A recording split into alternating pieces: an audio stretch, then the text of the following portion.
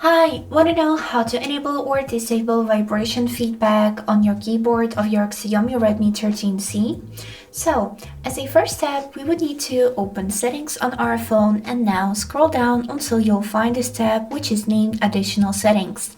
Click on it and here then click on this tab named languages and input.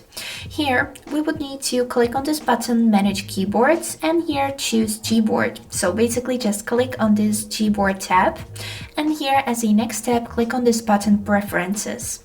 After this we would need to scroll down until you'll be able to find a setting named haptic feedback on key press.